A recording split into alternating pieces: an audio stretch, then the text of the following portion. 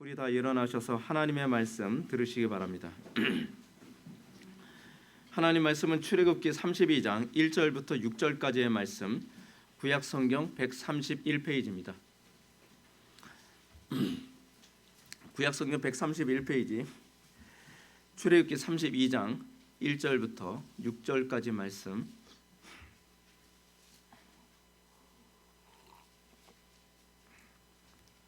하나님의 말씀을 받으시기 바랍니다. 제가 읽겠습니다.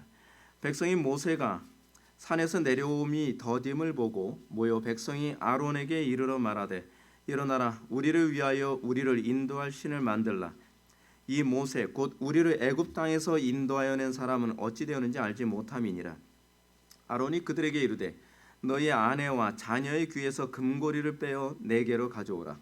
모든 백성이 그 귀에서 금고리를 빼어 아론에게로 가져가매 아론이 그들의 손에서 금고리를 받아 부어서 조각칼로 새겨 송아지 형상을 만드니 그들이 말하되 이스라엘아, 이는 너희를 애굽 땅에서 인도하여 낸 너희의 신이로다 하는지라.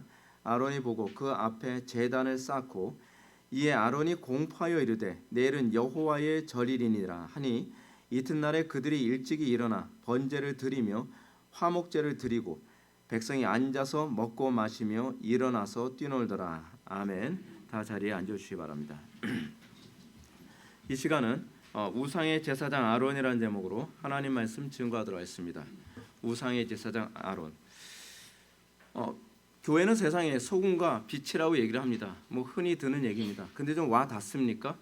우리가 세상에 소금과 빛의 역할을 감당한다는 것, 그걸 위해서 우리가 부름받았다는 것, 그것에 대해서 우리는 얼마나 체감하고 있습니까? 그리고 세상이 얼마나 그렇게 느낍니까? 주변이 기독교인 하게 되면 그래, 기독교인들은 소금이고 빛이지, 기독교인들 없으면 맛이 안 나고 기독교인들 없으면 어두워지지 라고 사람들이 이렇게 생각을 합니까? 마태복음 여러분들이 잘 아는 5장 13절에서 14절의 말씀을 보면 예수님께서는 너희들은 세상의 소금의 역할을 해야 된다, 너희들은 세상의 빛의 역할을 해야 된다라고 가르치시는 것이 아니라 너희들의 정체성은 바로 소금이고 빛이다라고 그렇게 가르치고 계십니다. 그것은 우리의 정체성입니다. 정체성이라고 하는 것은 그렇게 살아야만 하는 것이 아니라 그렇게 살 수밖에 없는 우리의 본능적 행동을 얘기하는 겁니다. 교회가 세상의 소금과 빛이라는 것은 아주 중요한 의미를 갖고 있습니다. 그것은 교회를 대체할 수 있는 다른 것이 없다는 얘기입니다. 여러분들 보십시오. 소금 대신 짠맛을 낼 수 있는 재료가 있습니까? 없습니다. 빛 대신 어둠을 밝힐 수 있는 어떤 재료가 있습니까? 없습니다. 예수님께서 소금과 빛, 교회가 소금과 빛이라고 하는 것은 교회가 교회의 역할을 하지 않으면 다른 것으로 그 부분을 대체할 수 있는 방법이 없다는 것을 얘기하는 것입니다. 많은 사람들이 모조품으로서의 교회가 있을 수 있다고 생각하는 경향성이 있는 것 같습니다. 그렇지 않습니다. 교회는 정확하게 교회일 때라야만 빛의 역할을 하고요, 정확하게 교회의 역할을 할 때라야만 소금의 역할이 나오게 됩니다. 유사품은 존재하지 않습니다. 유사품이 짠맛을 낼 수 없습니다. 겉모양은 비슷하게 만들 수 있죠. 그렇지 않습니까? 겉모양은 희고 그리고 어떤 재료적인 차원에서 요거는 소금처럼 보일 수 있다라고 하지만 그것이 소금의 맛을 낼 수 있는 건 소금밖에는 없습니다. 자, 그러면 우리는 이런 질문을 던지게 됩니다. 그것은 교회가 세상의 소금과 빛이라고 한다면 교회는 어떻게, 그럼 무엇으로 세상에 소금과 빛의 역할을 할 수 있는 기능이 나오는가? 이 부분에 대해서 좀 우리는 고민해 봐야 될 필요성이 있습니다. 이건 굉장히 중요한 부분이다. 왜냐하면 다른 것으로 대체할 수 없는 교회의 기능이 있다고 한다면 그러면 그 기능을 만드는 것조차도 다른 것으로 대체할 수 있는 그 어떤 것이 있기 때문에 가능하다는 겁니다. 다른 것으로 대체할 수 있는 그 어떤 것, 그것이 없으면 사실은 교회는 맛을 낼 수 없고 그것이 없으면 교회는 빛을 낼 수 없습니다. 뭘 것 같습니까, 여러분? 뭘 것 같습니까? 성경 공부 같습니까? 캠페인인 것 같습니까? 성경은 딱 하나 얘기합니다. 그게 예배입니다. 예배. 우리가 가장 등한시 여기고 우리가 가장 별 볼 일 없는 것이라고 생각하는 그 예배입니다. 예배를 빼놓고 다른 것으로 교회가 소금과 빛의 역할을 할 수 있는 기능이 나오질 않습니다. 성경 공부 많이 한다고 해서 교회가 소금과 빛의 역할을 하는 거 아닙니다. 사회봉사 많이 한다고 해서 교회가 세상에 빛과 소금의 역할을 할 수 있는 것이 아닙니다. 교회가 세상에 빛과 소금의 역할을 하는 것은 오로지 예배밖에 없습니다. 예배. 와닿습니까? 예배가 우리로 하여금 세상에 소금과 빛의 역할을 하게 된다는 거. 근데 여러분들 우리의 삶의 현실을 봅시다. 우리 예배 그렇게 많이 한다고 하더라도 소금과 빛의 역할을 하는 거 보입니까? 한국교회가 주일날만 되면 전국에서 예배한다고 하는데 예배한다고 하면서도 소금과 빛의 역할을 하는 사람들이 몇 명이나 됩니까? 그 이유가 뭡니까? 예배를 잘못하기 때문에 그렇습니다. 예배를 예배답게 하면 예배답게 했다고 한다면 나타나는 그 현상이 있습니다. 그것이 뭐냐면 소금과 빛의 역할을 하는 겁니다. 또 바꿔서 얘기합시다. 내가 세상에 진짜 소금과 빛으로서 살고 싶습니다라고 한다면 다른 거에 집중하지 마십시오. 예배에 집중하면 됩니다. 예배다운 예배하면 이 사람은 소금으로서 살 수밖에 없고 빛으로서 살 수밖에 없습니다. 왜요?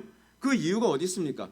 우리 이러지 않습니까? 세상의 어둠과 불법과 죄악을 보는데 분노가 안 나와요. 내가 아무리 많은 지식을 가지고 있고 내가 성경적 지식도 많이 있고 진리도 많이 알고 있고 그런데 뭐가 틀렸고 뭐가 맞는지는 아는데 문제는 뭐냐면 그걸 위해서 싸울 의욕이 없어요. 그것을 보면서도 안타까운 마음이 없어요. 그것만 보더라도 뭘 느낍니까?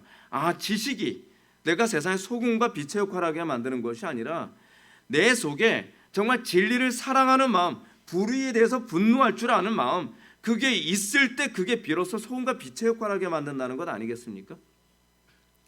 근데 우리에게 그 기능이 없어요. 요즘 교회를 보게 되면요. 세상의 불법과 죄악과 신성 모독이 그렇게 판치는데도요 분노하지 않습니다. 여러분 한국교회 교인들 보십시오. 속 터지는 게 뭡니까? 불법과 죄악과 어두움이 판을 치고 있는데 그거 보면서 감정적 변화조차도 나타나지 않습니다. 하나님의 이름이 모독당하는데 하나님의 신성이 그렇게 짓밟히고 있는데도 아무도 분노하지 않습니다. 싸우려 들지 않습니다. 나가 싸우자. 이 문제 가지고 우리가 어떻게 해보자 하게 되면 당신 나가 싸우시오. 하나님께서 분노하셨던 것이 무엇입니까? 구약에서도 보게 되면은 이스라엘 백성들이 하나님의 이름이 모독을 당하는데 분노하지 않습니다. 거룩한 분노가 없습니다. 그때 비느하스 같은 사람이 나와서 거룩한 분노를 하니까 그때 여호와께서 기뻐하셨다라고 얘기하지 않습니까? 그렇다고 해서 분노가 있다고 해서 다 소금과 빛의 역할을 감당하는 게 또 그렇지도 않습니다.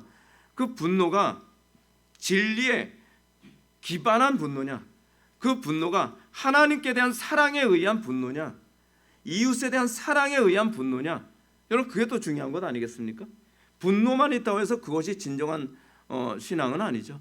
근데 진정으로 하나님을 사랑하고 이웃을 사랑하는 그 마음이 어디서 주어지느냐? 예배를 통해서 주어진다는 겁니다. 그렇지 않으면 예배는 하지만 사실은 가짜 예배, 유사 예배를 하는 거죠. 다시 이제 예배에 관한 얘기 좀 더 구체적으로 해봅시다. 왜냐하면 교회가 세상의 소금과 빛의 역할을 하는 유일한 길은 예배라고 했다고 하는데 그럼 예배란 뭡니까? 예배란 하나님께만 돌려져야 할 영광을 돌리고 하나님을 경외하고 사랑하여 그분의 뜻에 우리의 온 귀와 마음을 기울이고 그 뜻에 온전히 순종하며 반응하는 겁니다. 순종으로 반응하는 거. 그래서 예배를 우리는 두 가지로 나눠서 얘기하죠. 공적인 예배와 삶의 예배입니다. 공적인 예배를 통해서 어떻게 하나님을 예배하며 살 것인가를 매번 공적인 예배를 통해서 우리는 그것을 자극받게 됩니다. 어떤 사람은 이렇게 얘기합니다. 삶의 예배에서 승리하면 되는 거 아닙니까? 삶의 예배는 뭡니까? 하나님의 말씀을 공적 예배를 통해서 하나님의 뜻을 알고 하나님의 그 은혜를 우리가 임재를 만끽한 다음에 삶 속에서 하나님의 뜻대로 살아가고 삶 속에서 하나님의 임재를 확산시키는 삶을 살아가는 것 아니겠습니까? 근데 여기서 여러분 굳이 둘 중에 어느 쪽이 더 중요합니까? 라고 질문을 던진다면 어느 쪽이 더 중요하겠습니까? 전자겠습니까? 후자겠습니까? 전 전자라고 얘기하고 싶습니다. 전자가 기반이 되지 않는 한 후자는 나오지가 않습니다. 그래서 사람들이 이렇게 얘기합니다. 착하게 살면 되는 것 아닙니까? 세상에 소금과 빛의 역할을 하며 살면 되는 것 아니겠습니까? 근데 전자가 안 되는데 그러면 어떻게 후자가 나올 수 있겠습니까? 그렇지 않습니까? 어떤 면에서는 우리는요, 전자는 원인이고 후자는 결과입니다. 원인 없는 결과를 추구한다면 그 결과는 다른 곳에서 그 원인이 나온 것입니다. 우리의 삶 속에서 우리의 거룩한 삶의 원인은 공적 예배여야만 합니다. 공적 예배를 등한시하면서 내가 이 땅에서 하나님의 영광 위에 산다? 새빨간 거짓말이죠. 그렇게 안 됩니다. 여러분들 공적 예배 가운데 승리하지 않으면서, 공적 예배 가운데 하나님의 임재를 느끼지 않으면서, 공적 예배 가운데 하나님의 뜻을 분명히 알지 못하면서 여러분들 세상에서 소금과 빛의 역할을 감당한다고 얘기한다면 그것은 자기 의의를 세우는 것밖에는 나올 게 없습니다. 궁극적으로 우리가 삶의 영역에서 예배자로 삶을 산다는 것은 또 이런 의미가 있습니다. 하나님의 뜻을 실행한다는 것이지만 더 중요한 것은 하나님의 임재의 확산입니다. 우리는 하나님의 임재를 공적 예배에서 맛봅니다. 그리고 우리는 우리의 삶 가운데서 나의 가정과 직장과 캠퍼스와 사회와 삶의 전 영역에서 하나님의 임재의 확산을 열망하게 됩니다. 하나님의 임재가 뭔지를 느끼지 못하는 사람이 어떻게 하나님의 임재의 확산을 기대할 수 있겠습니까? 우리는 이 두 개의 요소를 통해서 비로소 세상에서 소금과 빛의 역할을 감당하게 됩니다. 우리는 이 두 개의 과정 없이, 우리 공적인 예배와 삶의 예배라고 하는 두 개의 과정 없이 세상에서 소금과 빛의 역할을 감당할 수 없습니다. 예배라고 했을 때 저는 이렇게 또 얘기하고 싶습니다. 예배라고 하는 것은 하나님께 대한 공경의식입니다. 여러분, 전 세계 종교들 중에서요, 기독교만큼 예배를 등한시하는 종교가 별로 없다는 건 알고 계십니까? 저는 개인적으로 그렇습니다. 공적 예배 가운데 하나님의 이름이 모독당하는 예배를 함에도 불구하고 분노하지 않는 종교는 기독교라고 저는 생각을 합니다. 무슬림 사원에서 여러분들 오늘날 그 한국 교회 안에서 불신자들이 하는 행동처럼 그렇게 했을 경우에 무슬림들은 가만히 있지 않습니다. 그렇지 않습니까? 그거는 유대교인들도 마찬가지입니다. 유대교인들 같은 경우는 유대교인들 여성에 대한 비하라든지 이방인들에 대한 비하가 심하지 않습니까? 그래서 정통 그러니까 유대인들만이 이제 들어올 수 있는 공간에는 이방인들이나 여자들은 또 못 들어오게 한다는 것 같습니다. 철저합니다. 그 사람들은 교세 확장을 위해서 예배를 하는 것이 아니라 그 신에 대한 공경으로서 예배를 하는 겁니다. 그래서 이방인들이 많이 오든 적게 들어오든 유대인 숫자가 늘어나든 줄어들든 또는 무슬림 숫자가 줄어들든 늘어나든 그와 관계없이 자기가 섬기는 신에 대한 공경이 기본입니다. 그것이 무조건 전제입니다. 그런데 우리는 하나님께 대한 공경이 없습니다. 개인적으로 저는 다른 교회 가서 설교하는 걸 되게 불편하게 생각합니다. 왜냐하면 하나님께 대한 불공경이 굉장히 몸에 배어있는 교회들이 너무 많습니다. 그래서 제가 이게 분노를 좀 참기가 힘들어요. 분노를요. 괜히 화내고 오면 저에 대해서 안 좋은 얘기만 자꾸 나오고. 근데 그런 모습을 보면서 화내야 되는 것 아닙니까? 그리고 그런 모습에 대해서 화를 내고 분노하고 그리고 그렇게 하나님 예배하지 마라고 얘기할 수 있어야 되는 것 아니겠습니까? 우리 기독교인들은 예배가 너무 무질서합니다. 무슬림들 같은 경우에는 자기네들이 신에게 절하는 그 사람들이 섬기는 알라가 있지 않습니까? 알라에게 절하는 시간이 되게 되면 강의 시간이건 어떤 시간이건 아무 때나 그 사람들은 무릎 꿇고 바닥에서 절을 합니다. 그걸 제재할 수가 없어요. 근데 우리는 어떻습니까? 우리는 내 개인적 이익만을 위해서 우리는 예배를 안 합니다.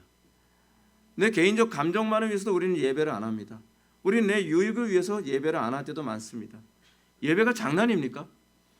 우리는 예배가 무슨 취미생활 같습니다. 그런데 유대교인들이나 적어도 무슬림들에게는 그들의 예배는요 진지합니다. 우리는 얼마나 하나님께 예배를 하는데 진지합니까? 오히려 한국교회 안에서는 하나님께 대한 진지한 예배를 얘기하는 사람을 굉장히 혐오합니다. 근데 무슬림 중에서 무슬림의 그 이맘들 같은 경우에는 자기네들의 그 예배를 위해서 아주 철저하고 엄격하고 잔인할 정도입니다. 랍비들도 그렇습니다. 제일 엉성한 게 기독교인입니다. 그리고 당연한 것처럼 생각합니다. 왜 우리의 하나님은 모독을 당하더라도 더 많은 사람들이 오길 바란다고 생각을 하죠? 성경에 그렇게 기록하고 있지 않은데. 근데 우리는 마치 우리 하나님은 당신이 모욕당하더라도 더 많은 사람들이 오는 것을 기뻐하시는 좀 이상한 하나님인 것처럼 취급해버리고 맙니다. 나는 여호와니 나의 찬송을 우상에게 뺏기지 않겠다라고 그렇게 얘기하지 않습니까? 근데 그런 성경 구절이 틀림없이 있는데 왜 그건 우리는 기억을 못합니까? 그건 구약이라서요? 그럼 신약에서는 하나님께 대한 예배가 더 느슨합니까? 아니거든요.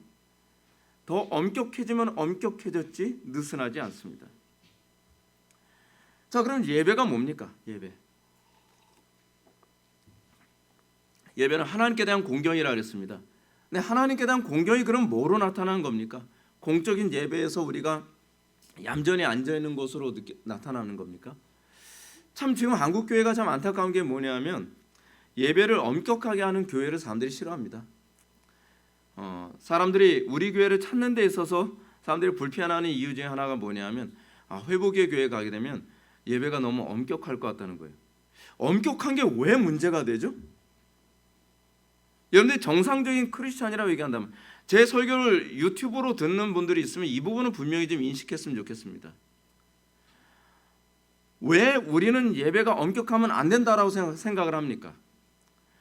우리는 내 취미 생활을 위해서 예배라는 것이 아니라 하나님이라고 하는 분명한 인격자 앞에서 그분을 높여드리게 예배하는 겁니다. 그렇다고 한다면 여러분들이 참된 예배자라고 한다면 여러분들은 엄격한 예배일수록 옳은 예배라고 생각하는 것이 상식적인 생각입니다. 근데 배웠다고 하는 사람들조차도 예배는 엄격하면 안 된다고 생각을 합니다. 어떻게 그런 논리가 나오는지 저는 이해가 안 됩니다.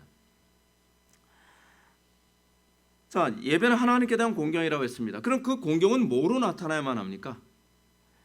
그 공경은 순종으로 나타나는 것이 맞죠. 그래서 순종으로 나타나야만 합니다. 공경한다 하면서도 순종하지 않는다고 한다면 사실은 공경하지 않는 거라는 것이죠. 그것이 신약에서 예수님께서 말씀하신 논리이기도 합니다. 두 아들에게 얘기하죠. 야 아들아, 너 가서 포도원에 가서 일 좀 해라 하는데 안 하겠나이다. 그 공경하지 않는 거죠. 근데 그런데 나중에 돌아가서 일을 했단 말이에요. 근데 한 아들은 뭐라 그래요? 하겠나이다 하고 나서 안 했단 말이죠. 무시한 거죠. 또는 거짓말이 되는 거죠. 진정한 공경이라고 하는 것은 그 말의 권위를 존중하는 겁니다. 그 명령에 대한 권위를 존중하는 겁니다. 근데 우리는 하나님의 명령을 등한시하고 또 우습게 여기면서도 나는 예배자일 것이라고 우리는 쉽게 생각을 합니다. 저는 개인적으로 그렇습니다. 저는 대화할 때 제가 불쾌하게 여겨질 때가 어떨 때냐면 제가 얘기를 하는데 상대방이 딴짓할 때입니다. 그렇지 않습니까? 여러분들 자녀 교육 시킬 때 여러분 그런 부분 교육을 시켜야 되거든요. 윗사람이 얘기를 하는데 딴짓하거나 딴 사람하고 얘기하는 건 그 사람의 언어에 대해서 그 사람의 말에 대해서 존중하지 않는 것으로 느껴지는 거죠.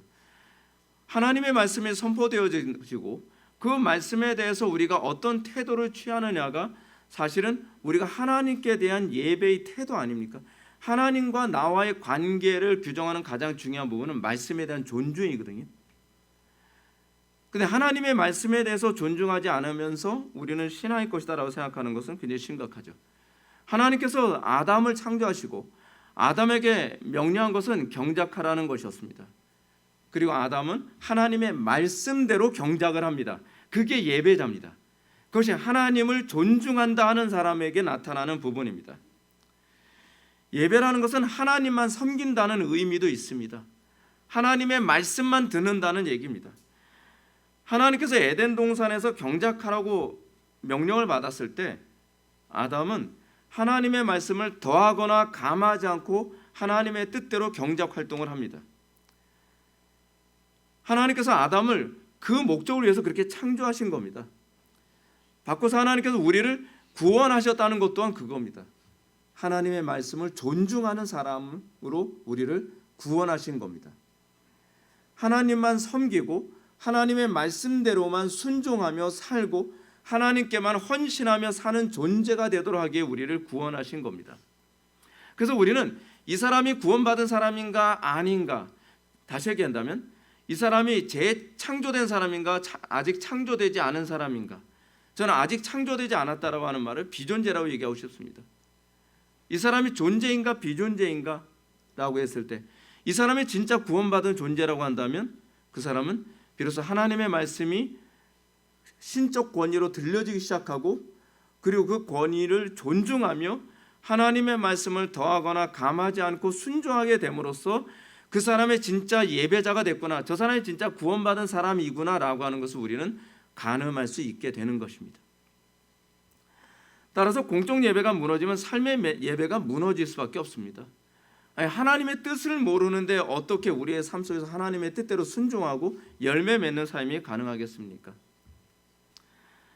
우리의 삶의 예배가 무너지면 우리에게만 문제가 생기는 것이 아니라 그래서 세상 전체에 영향을 주게 됩니다. 우리가 공적 예배가 무너지면 삶의 예배가 무너지고 삶의 예배가 무너지면 쉽게 얘기해서 불이 꺼진 거거든요. 그러면 여러분들 가정이 어두워지죠. 여러분 사회가 어두워지죠.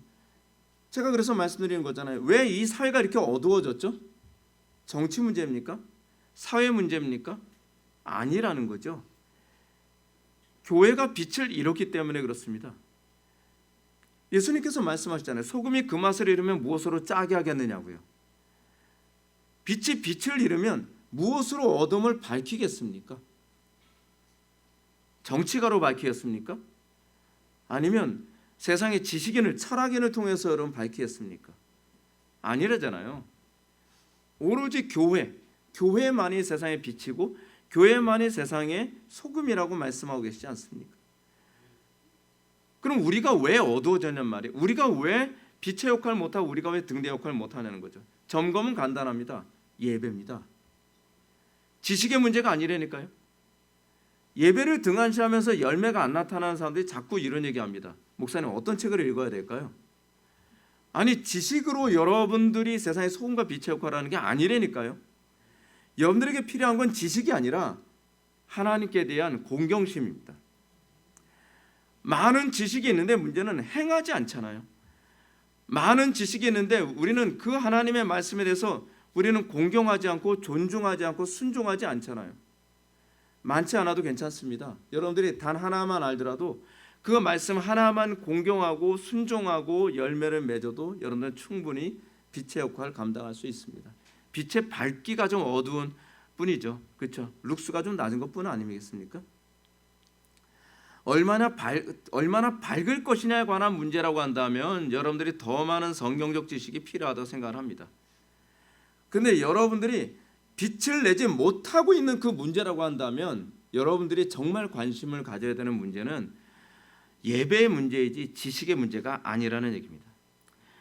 오늘날 전 세계 기독교는 이 위대한 예배의 가치를 잘 모르는 것 같습니다. 예배는 종교 생활의 그 귀찮은 액세서리 정도밖에 안 됩니다. 우리 그러지 않습니까? 예배는 짧아야 돼. 설교는 짧아야 돼. 아니 예배가 짧아야 된다는 말이, 설교가 짧아야 된다는 말이 성경에 어디에 있습니까? 성경으로 우리 돌아가 보자고요. 솔라 스크립투라. 성경은 그렇게 얘기한 부분이 없습니다. 그만큼 예배가 등한시 여겨지고 예배가 일종의 액세서리 정도밖에는 취급되지 않는다는 겁니다. 쉽게 얘기해서 하나님이 그만큼 무시당하고 모욕당하고 있다는 얘기입니다. 하나님이 귀찮은 존재가 돼버린 겁니다. 이 종교의 이 카테고리 안에서조차도 하나님은 너무 귀찮은 존재인 거예요. 그냥 우리끼리 뭔가 재밌길 바라는데 뭐 예배가 껴가지고 귀찮게 말이에요. 그죠? 근데 다른 종교에서는 그러지 않습니다. 다른 종교는 다른 건 없더라도 예배는 철저하게 여깁니다. 근데 이거는요, 사이비 이단 종교도 그렇습니다. 사이비 이단 종교도요, 예배는 철저합니다. 근데 왜 사이비 이단일수록 예배가 더 철저한지 아십니까? 사이비 이단 종교에서의 예배는 교주에 대한 숭배이기 때문에 그렇습니다. 교주에 대한 숭배이기 때문에 자신에 대한 숭배를 약화하는 걸 교주들이 참을 수가 없는 거죠. 그렇죠? 하물며 인간을 섬기는 사람들조차도 그런데 우리는 하나님이 마치 인격이 없는 분인 것처럼 대우하고 있습니다. 하나님 마치 아무것도 안 느끼는 분인 것처럼 대우하고 있는 거죠. 하나님은 슬퍼하시고 탄식하시고 괴로워하는데 우리는 눈먼 것 병든 것 저는 것을 하나님을 예배하면서도 아무런 죄책감도 느끼지 않고 그에 대해서 어떤 회개조차도 없이 그 여전히, 그래도 그렇게 얘기합니다. 우리가 언제 주님을 모독하였나이까? 그렇죠? 우리가 언제 주님의 마음을 아프게 했나이까? 그만큼 예나 지금이나 별반 차이가 없는 그런 모습이 있는 거죠. 여러분, 교회 교육이 많이 필요합니다. 특히 우리 이 프로테스탄트 교회 중에서 개혁파 교회는 교육을 굉장히 중요시 여깁니다. 그런데 교육이 중요한 것은 예배 다음입니다. 예배가 무시된 상태에서는 교육도 사실은 제 역할을 발휘하지 못합니다. 우리는 더 풍성한 예배를 위해서 교육하는 것이지, 그것이 성교도들의 교육을 하는 목적이었거든요.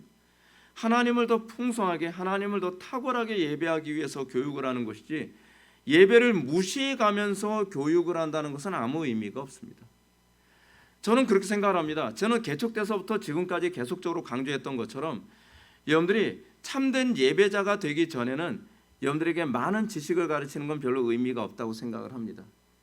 그래서 저는 무엇보다 예배를 굉장히 중요시 여깁니다. 자, 그러면 예배가 어떤 식으로 타락하는 것이겠습니까? 오늘 1절 말씀 보면 예배 타락에 관한 문제를 아주 잘 보여줍니다.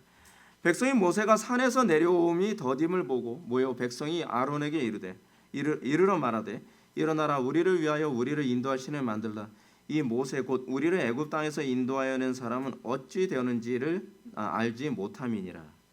오늘 본절은 모세가 하나님을 대면하기 위해 시내산 꼭대기로 올라간 상황을 배경으로 합니다. 그런데 모세가 시내산 꼭대기에 올라가서 한 40일 동안 40주야를 내려오지 않으니까 이 사람들의 노예 근성이 또 발동하기 시작을 합니다. 노예들의 특징이 뭐예요? 인도자 없으면 또 막 불안해서 못 견디는 거예요. 자기를 지배하고 자기를 인도하는 사람이 있어야 되는 겁니다. 왜냐하면 한 번도 스스로 생각하고 자기의 자유를 스스로 만끽해 본 적이 없는 사람들이거든요. 그러니까 이 사람들이 지도자인 모세가 한 40일 정도 안 나타나니까 거기서 굶어 죽었나? 뭐 산짐승한테 잡혀 먹혔나? 어떻게 안 내려오지? 그래서 이 사람들이 지도자 없는 이 공백 기간에 참을 수가 없는 겁니다. 궁극적으로 우리를 인도하시는 분은 하나님이신데 우리는 사람에게 너무 의존하지 않습니까? 그래서 지도자 없어서 불안에 빠진 그들이 생각하는 것은 종교 생활을 통해 이 불안을 해소하자는 겁니다. 옛날에 하던 대로죠. 그러므로 히브리인들은 하나님께서 세우신 제사장 아론에게 이렇게 얘기합니다. 뭐라고 얘기해요? 일어나라, 우리를 위하여 우리를 인도할 신을 만들라. 제사장에게. 이 제사장이 누구의 제사장이에요? 우상의 제사장입니까? 아니죠. 하나님, 여호와 하나님의 제사장 아닙니까? 근데 여호와 하나님의 제사장에게 우상을 만들라고 얘기하는 겁니다. 물론 우상이라고 얘기하지 않습니다. 말로는 우상이라고 얘기하지 않고 여호와라고 얘기합니다. 그렇죠? 근데 실제로는 내포된 건 뭡니까? 우상입니다. 이게 우리가 조심해야 될 겁니다.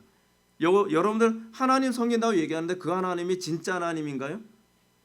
외연과 내포에 관한 논리학의 문제 아닙니까?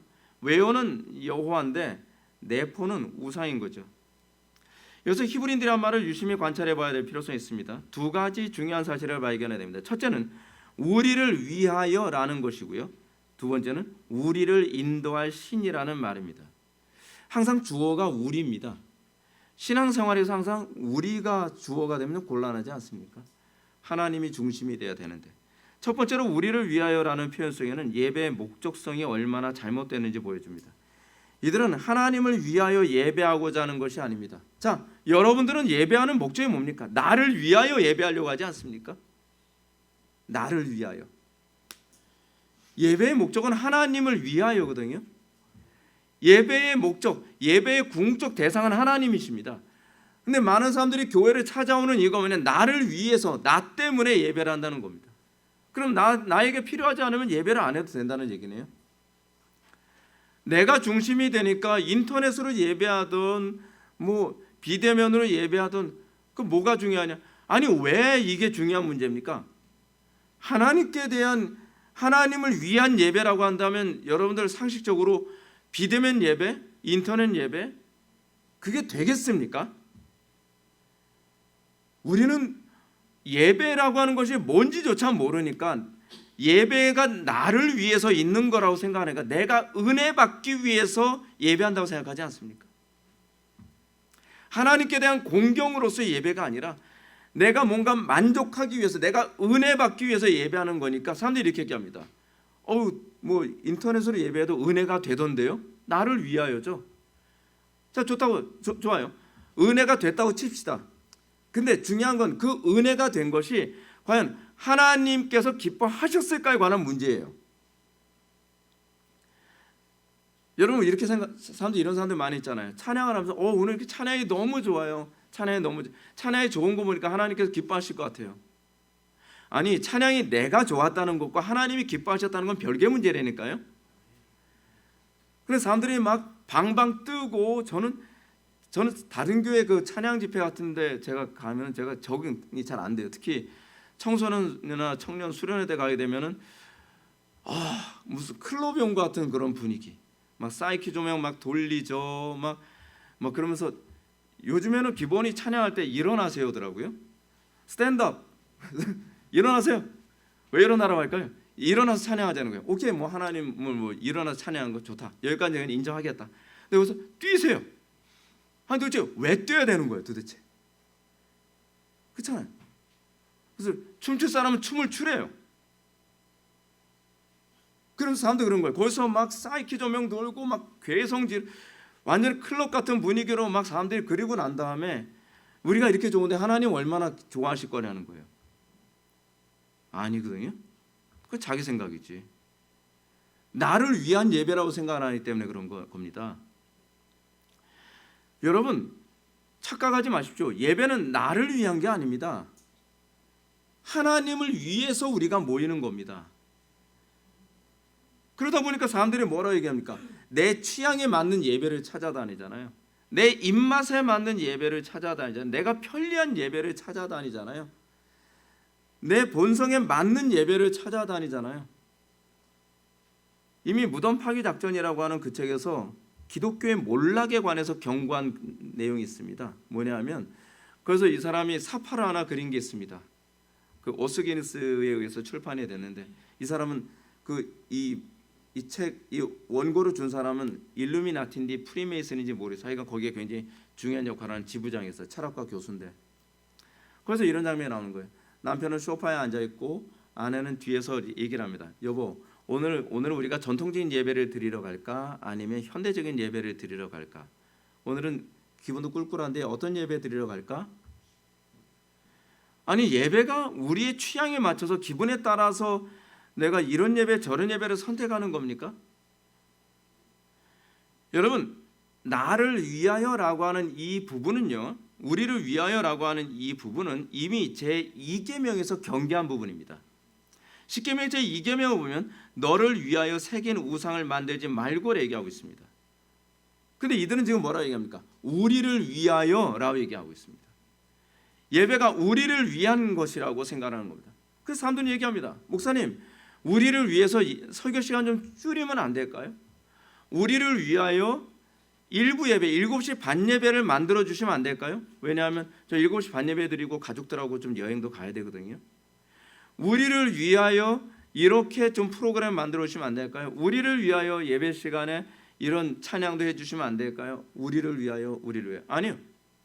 예배는 철저하게 하나님께만 초점이 맞춰져야만 합니다. 근데 제가 목회해 보니까 한국교회 교인들이 되게 안 좋아해요. 이 교회 오니까 뭐 목사님이 너무 회개를 많이 외치시고, 이 교회 오니까 목사님이 뭐 편의를 별로 안 봐주시고. 근데 그게 예배예요. 그게 예배란 말이에요. 두 번째로 이들은 뭐라 얘기해요? 우리를 인도할 신을 만들자고 얘기합니다. 우리를 인도할 신이라고 하는 얘기는 무슨 얘기냐? 눈에 보이는 신을 만들자는 의미가 내포된 겁니다. 이것도 제2계명의 위반이죠. 위로 하늘에 있는 것이나 아래로 땅에 있는 것이나 땅 아래 물속에 있는 것을 어떤 형상도 만들지 말라. 눈에 보이지 않는 하나님을 신뢰할 수 없다는 겁니다. 불안하다는 겁니다. 눈에 보이지 않는 신은 불안해서 그들은 눈에 보여서 분명하게 인도하는 신을 만들어 달라고 요청하는 겁니다. 이들은 하나님의 약속을 믿고 인내하는 것보다는 당장 눈에 보이는, 당장 감각적으로 직관적으로 느낄 수 있는 신을 원하는 겁니다. 요즘에 이 시대 기독교인들이 원하는 신이 그런 신 아닌가요? 그런 하나님 아닌가요? 느낄 수 있는 신, 뭔가 짜릿하게, 그렇죠? 직관적으로 느낄 수 있는 그런 신.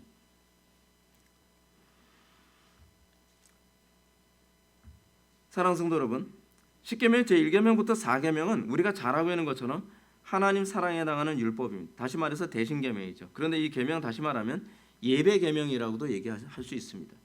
1계명은 오로지 하나님 한 분만 섬겨야 할 것을 가르치고, 제2계명은 하나님을 인간 방식대로 고안하여 섬겨서는 안 될 것이라고 말합니다. 3계명은 안식일 준수 계명으로서 신자가 자기를 부인하고 오로지 하나님께 대한 봉사의 삶을 살아야 될 것을 얘기하는 것이 3계명입니다. 그 4계명이 뭡니까? 신자가 오로지 하나님의 영광만을 위해서 살아야 될 것을 가르치고 있는 것이 네 번째 계명입니다. 여호와 이름을 망령 때 일컫지 말라.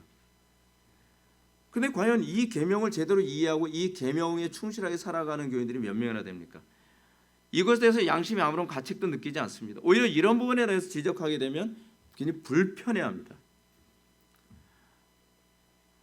히브리인들은 지금 하나님께 대한 사랑, 하나님께 대한 예배 명령을 거부하고요, 자기가 형상화한 신을 자기를 위하여 섬기자고 아론에게 강요하고 있는 겁니다.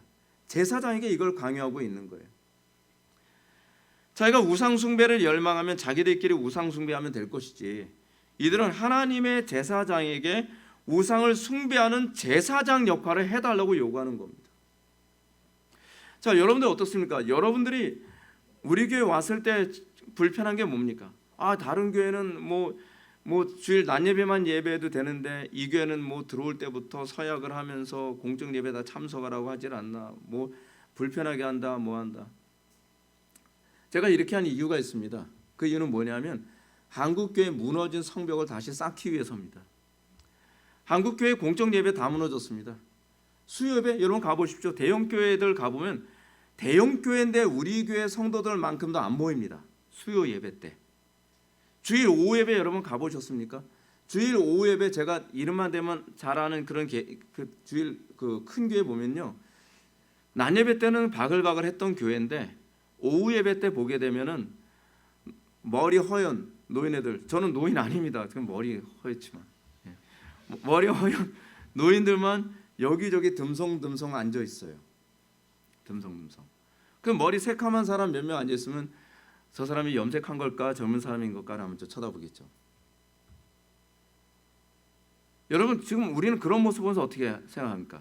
저는 이렇게 한국 교회를 보면서 목사님들이 왜 이렇게 도전적이지 않나 하는 것 때문에 좀 안타깝습니다. 뭐냐면 지금 수요 예배나 주일 오후 예배 때 사람들 별로 안 모이니까 어떻게 하자고 얘기합니까? 없애자로 갑니다. 아니 생각을 그 정도밖에 못 하시나? 살릴 생각을 해야 되잖아요. 근데 어차피 수요 예배 별로 안 모이니까 수요 예배 예를 들어서 빨간 날 끼면 예배 안 하는 거로 어차피 몇 명 안 모이니까 주일 오후 예배는 어떻게 해요? 그냥 성경 공부 모임으로 대체하든지 그래서 가정 예배로 하든지 그렇게 하면 성도들도 좋고 목회자도 좋고 하나님만 싫고 그렇게 되는 것 아니겠습니까? 아니 살릴 생각을 해야죠. 그래서 제가 우리 교회 제가 개척하면서 생각한 게 어떻게 하면 한국 교회 이것이 가능하다는 걸 보여줄 수 있을까? 그래서 제가 도전한 게 뭐냐면 수요 예배, 주일 오후 예배까지 다 금요기도까지 다 포함해서 기본적으로 참석하는 걸 서약서에 서약하는 것으로 제가 한 겁니다. 왜요? 여러분들 못 살게 하기 위해서가 아니에요. 그것이 하나님을 기쁘시게 드리는 것이고 그것이 한국 교회를 살리는 방법이라고 제가 생각하기 때문에 그렇습니다. 해보니까 되잖아요. 안 되는 게 아닙니다. 문제는 하나님 중심으로 그 마음을 맞추려고 안 하는 게 문제입니다. 사람들 비유 맞추는 거죠. 그러니까 이 하나님의 제사장이 아니라 이 사람들의 제사장, 우상의 제사장 노릇하고 있으니까 지금 그렇게 되고 있는 겁니다. 그럼 어떤가요? 우리는 하나님만을 위한 왕 같은 제사장의 무리입니까? 그럼 성경 우리에게 뭐라고 하죠? 너희는 왕 같은 족속이요, 그의 소유된 백성이요, 그렇게 얘기하잖아요. 우리는 왕이요 제사장 선지자입니다. 그리고 우리는 뭐라고 얘기하냐면 그래서 만인 제사장, 만인 왕, 만인 선지자로 얘기합니다. 자, 근데 여러분들은 어떤 제사장으로 삶을 살아가고 있습니까? 지금은 제사장이 저만 제사장이 아니죠. 여러분들도 다 제사장입니다. 근데 여러분들은 어디에 헌신하면서 여러분들은 어떤 제사장으로 살아가고 있느냐는 겁니다. 어떤 제사장으로 살아갑니까? 오로지 하나님의 나라와 영광만을 위해 헌신하며 부름받은 존재로 살아가고 있습니까? 여러분들은 혹시 돈의 제사장 노릇하고 있지 않습니까? 행복의 제사장, 성공의 제사장, 권력의 제사장 노릇하고 있지 않습니까? 하나님께는 이렇게 헌신하지 않으면서 돈을 버는 데는 막 헌신적이고 성공과 행복을 위해서는 헌신적인 제사장 노릇. 그러니까 세상이 부패하고 타락하고 어두워지는 겁니다. 더 기가 막힌 사실은 이들이 자기를 위하여 형상화한 신은 다른 신이 아니었다는 겁니다. 5절 보면 뭐라고요? 여호와라고 부릅니다. 아론이 보고 그 앞에 제단을 쌓고 이에 아론이 공포하여 이르되 내일은 여호와의 절일이니라 하니, 우상을 갖다 놓고 여호와의 절일이라고 얘기합니다. 여호와의 절기라고 얘기하는 거죠. 아론이 그렇게 이름을 갖다 붙이고 있습니다. 제사장이라는 양반이 우상을 갖다 놓고 거기다 뭐라고 얘기하고 있어요? 그날이 여호와의 절일이다, 여호와의 절기다 라고 그들의 우상 숭배를 오히려 부추기고 있는 상태에 있습니다. 정당화해 주는 거죠. 오늘날 상당 사람들이 교회 찾아다니는 이유가 뭐라고요? 자기가 숭배하는 우상을 숭배해 줄 제사장을 찾아다니는 겁니다. 그렇잖아요. 요즘 교회 쇼핑 많이 하잖아요. 교회 쇼핑하기 얼마나 좋습니까? 서치만 하게 되면은 저 목사님은 행복을 숭배해 주는 제사장이시네, 저 목사님은 성공을 숭배해 주시는 제사장이시네, 저 목사님은 돈을 숭배하게 해주시는 제사장이네, 저 목사님은 정치를 숭배하게 해주시는 제사장이네, 저 목사님은 가정을 숭배하게 해주시는 제사장이시네. 자기가 추구하는 기호에 따라서 그 우상의 제사장을 찾아다니는 거죠. 그래서 요즘에는 교회가 이렇습니다. 특화된 교회들이 많습니다. 특화된 교회, 그렇죠?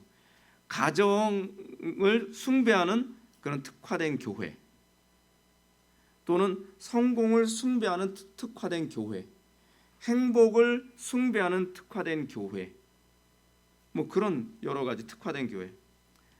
바울의 표현처럼 자기 사욕을 좇을 스승을 엄청나게 많이 찾아다니기 시작을 한 거죠. 정말로 기가 막힌 사실이 뭡니까? 황금 송아지로 형상화한 여호와 하나님을 섬기는 일에 하나님의 제사장이 앞장서고 있다는 사실입니다. 2절부터 4절 말씀 보면 이렇습니다. 아론이 그들에게 이르되 너희의 아내와 자녀의 귀에서 금고리를 빼어 내게로 가져오라. 모든 백성이 그 귀에서 금고리를 빼어 아론에게로 가져가매 아론이 그들의 손에서 금고리를 받아 부어서 조각칼로 새겨 송아지 형상을 만드니 그들이 말하되 이스라엘아 이는 너희를 애굽 땅에서 인도하여 낸 너희 신이로다 하는지라. 영광을 누구에게 돌리고 있습니까? 우상에게 돌리고 있습니다. 홍해 바다를 가르고 그들을 애굽 땅에서 인도해낸 그 여호와 하나님은 어디론가 없어져 버리고 그 영광을 우상에게 돌리고 있습니다. 마치 이겁니다. 이스라엘아 기뻐하라. 너희들을 행복하게 한 신이 바로 이 신이다. 너희들을 성공하게 한 신이 바로 이 신이다. 너희들의 질병을 고쳐준 신이 바로 이 신이다. 너희들의 행복을 가져다 준 신이 바로 이 신이다. 여러분, 이게 얼마나 큰 죄인지 알고 계십니까? 헤롯 왕이 많은 사람들 앞에서 막 연설을 딱 했어요. 근데 그 연설을 하고 나니까 와, 이는 하나님의 형상이로다라고 얘기하니까 그 영광을 자기에게 딱 돌린 것과 동시에 하나님께서 충으로 치셔서 죽였다고 하지 않습니까? 우리에게 나타난 영광은 하나님께서 주시는 거거든요. 근데 그거를 우상에게 영광을 돌리고 있는 겁니다. 저는 오늘날 이 시대 교회의 가장 심각한 문제가 여기에 있다고 생각을 합니다. 오늘날 교회의 위기는 바로 예배를 바르게 인도하고 바르게 말씀을 선포해야 될 목회자들이 하나님을 형상하는 데 앞장서고 그리고 그 우상에게 모든 영광을 다 돌리는 일에 앞장서고 있다는 겁니다.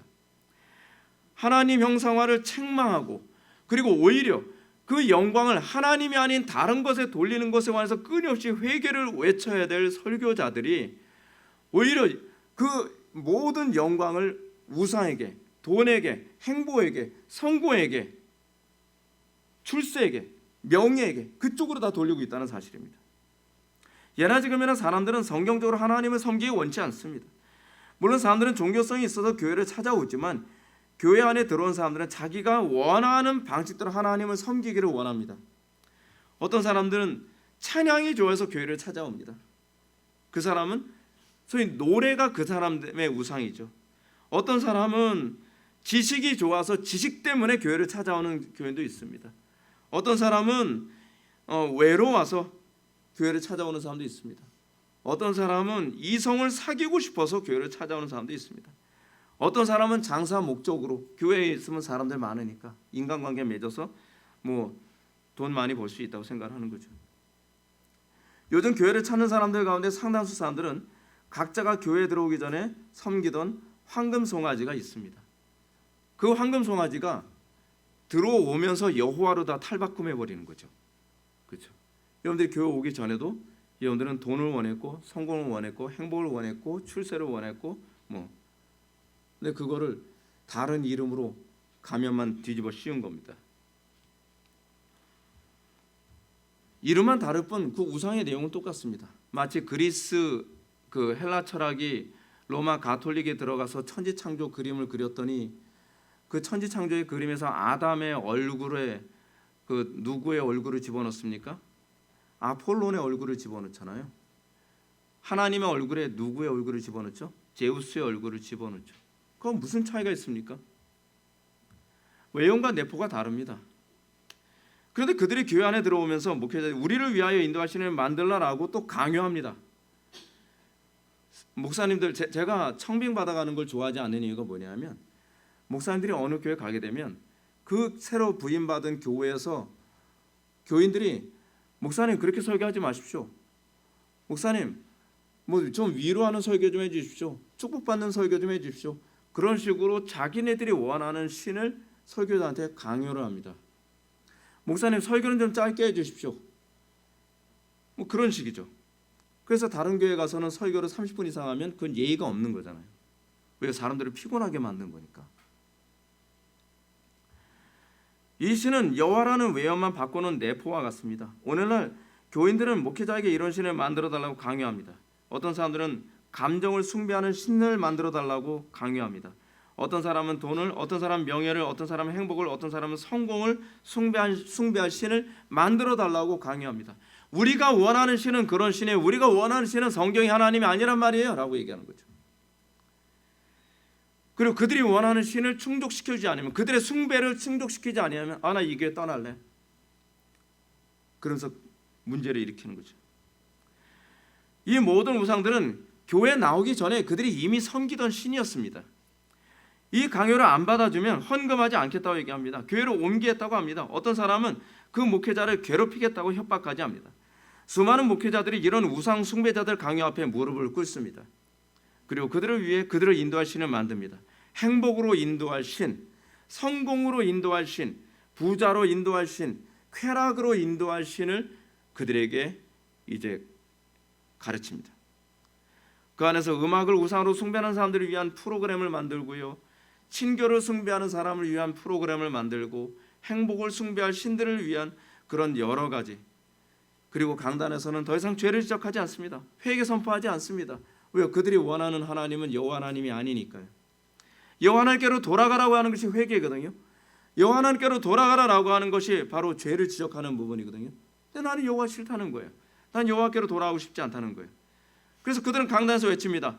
너의 하나님 감정을 찬양하라. 너의 하나님 행복을 찬양하라.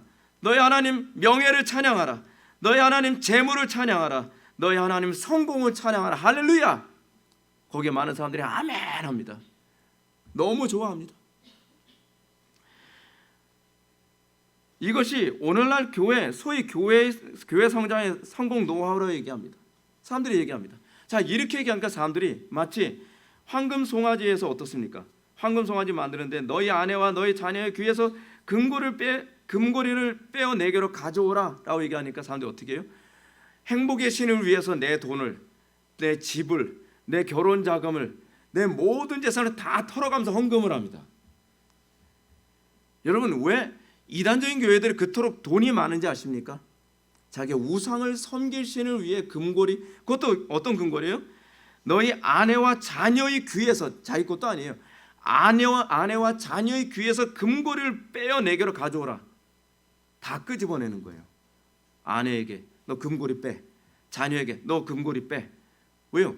우리를 행복으로 인도할 신, 우리를 성공으로 인도할 신, 우리를 풍요로 인도할 신, 우리를 명예로 인도할 신을 섬기겠다는데 왜 돈을 안 내? 그렇지 않습니까? 결혼 자금이고 뭐 입학 자금이고 뭐고 다 털어가면서 헌금을 하는 거죠. 그래서 의리의리하게 예배당 짓고 의리의리하게 교회 안에다가 안락시설 다 짓고 그런 것 아니겠습니까? 그래서 얘기합니다.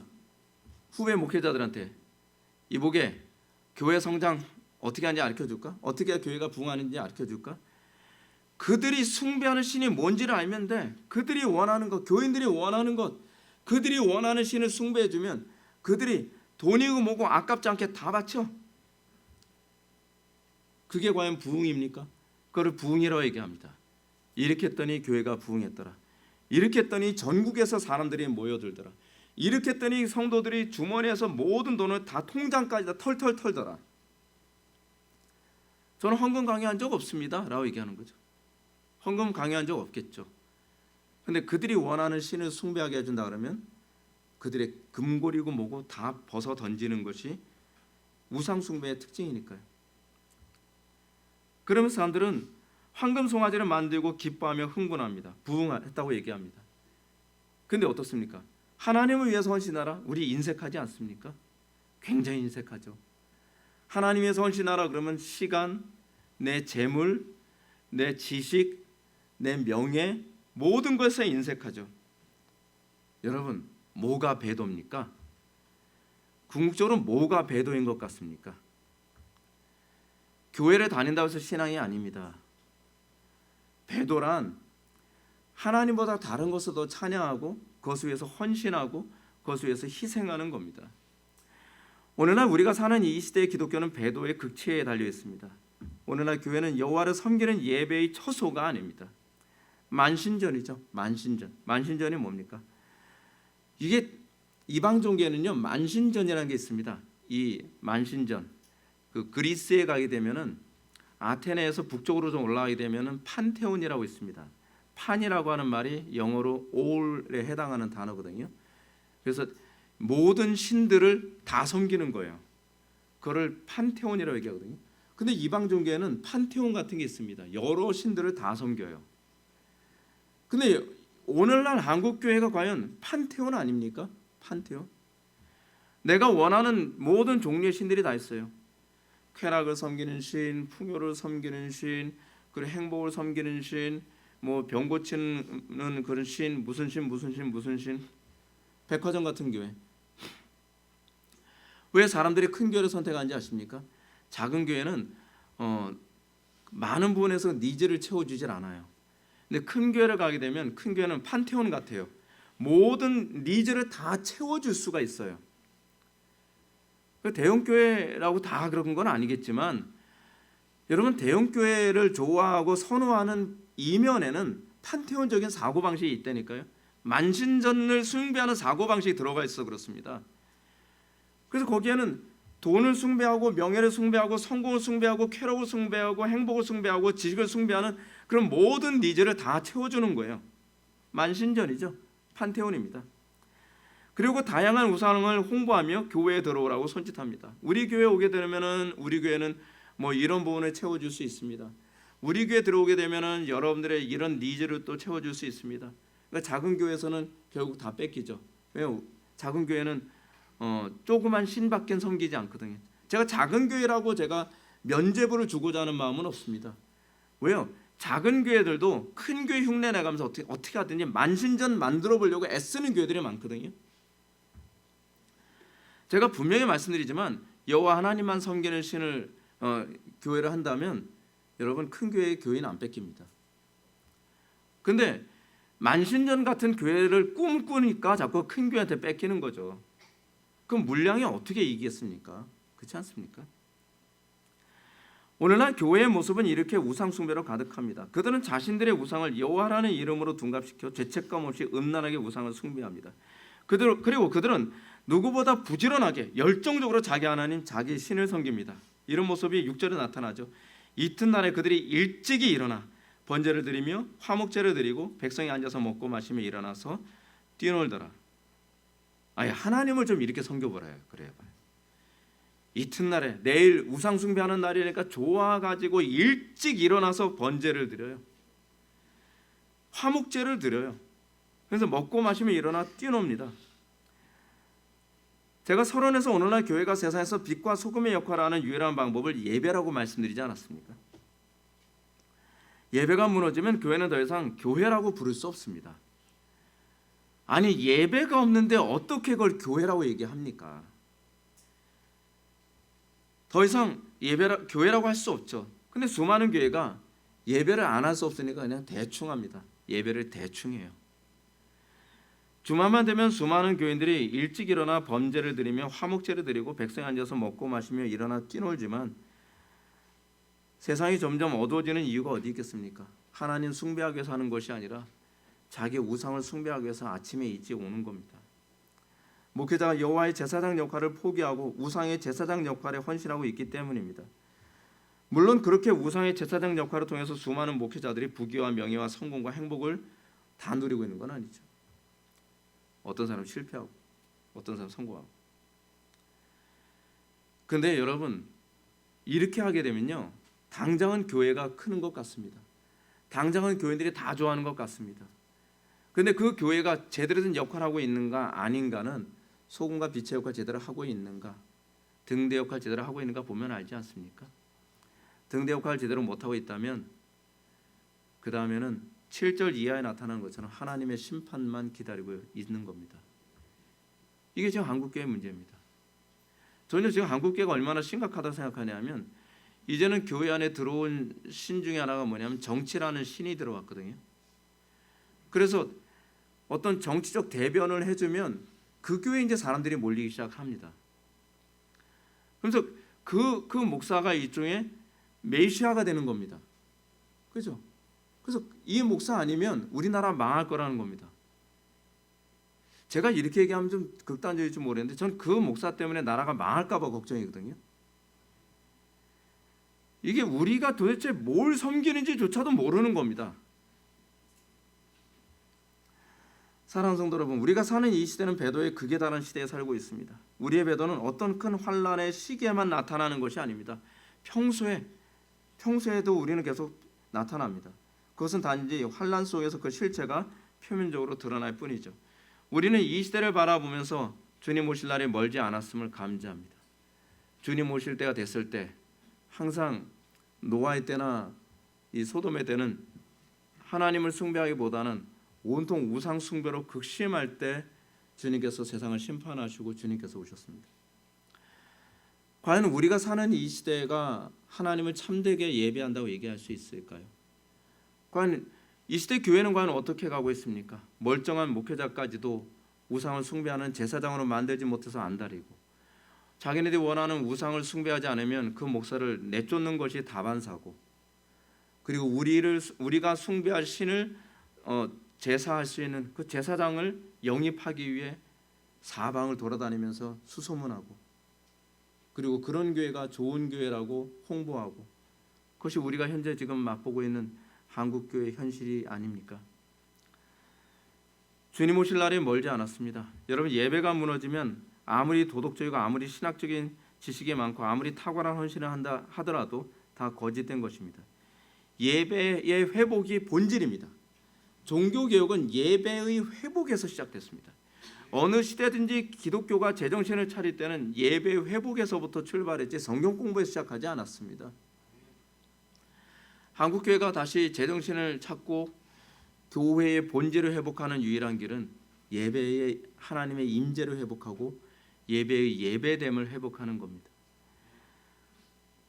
우리가 대한민국 교회의 예배 회복을 위해서 기도해야 될 때입니다. 예배 안에서 예배를 중심으로 교회가 부흥하고 헌신하고 사랑하고 도덕성이 나올 때 그것만이 참된 교회의 모습이고, 그럴 때만이 이 시대의 기독교가 세상의 소금과 빛의 역할을 하게 될 것을 믿으시기 바랍니다. 기도하시겠습니다.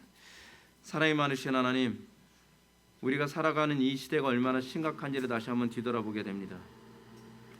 아버지 하나님, 우리가 하나님만 예배하는 그런 예배자로서 세워지기를 원합니다.